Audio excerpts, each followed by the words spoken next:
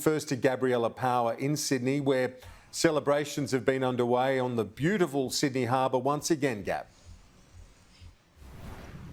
Absolutely, Kieran. Celebrations are well and truly in full swing. It's been like this for the past few hours. There's a real buzz along Sydney Harbour, especially here at the Rocks. There are families, people young and old, out and about enjoying the live music, enjoying a meal, soaking up the sunshine, and things are ramping up behind me, no doubt, at the pub where some are enjoying a drink or two. But I did catch up with some Sydney residents to talk to them about Australia Day and what this day means to them.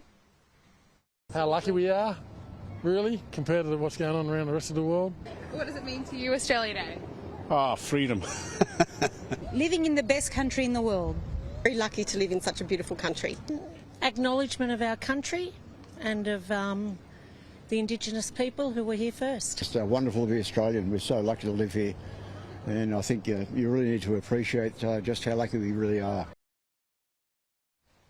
Kieran, there's plenty happening on Sydney Harbour. The harbour is hosting a range of activities, starting with the colourful ferrython this morning. This is to recognise Australia's multicultural and diverse society. There's the Australia Day Harbour Parade, which would have just wrapped up now, but this is where boats took to the water to really show off their national pride, some waving Australian flags and decorating as best as they could. But a real highlight was the salute to Australia. This is where the Australian Army, Navy and Air Force came together for a Tri-Forces salute. The HMAS Adelaide was supposed to lead the salute, but it was of course deployed to Tonga last week, delivering critical supplies there. So the HMAS Parramatta took its spot.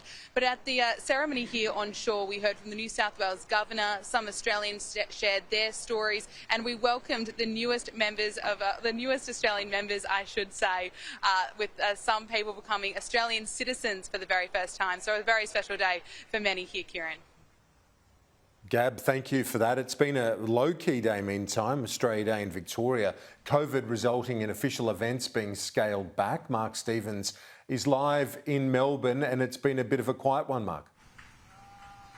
Certainly has, very quiet, very peaceful. I'm at the Flagstaff Gardens, just on the western fringe of the city. Young Austin Mackay's playing, a bit of a young gun from Newcastle. Not sure he's in our demographic, Kieran, but he's doing a pretty good job here. And there's only probably a couple of hundred here, but it will build up later. Daryl Braithwaite's playing at 7:45. It certainly has been a quiet day. We've been down at Parliament House. There was some thought that there could be an Invasion Day, a protest or rally. That didn't eventuate. The police down there have knocked off. So fairly peaceful times here in Melbourne. Very hot. And, of course, with the COVID crisis, not as many crowds. But there was a bit of a drama down Seaside, St Kilda. Some red paint was sprayed onto a Captain Cook statue, which certainly disappointed the local mayor down there by St Kilda Beach. It was disappointing to come down here today and see this. We understand there's a myriad of views on Australia Day, and everyone should respect that. But this is a disappointing thing that's happened this morning.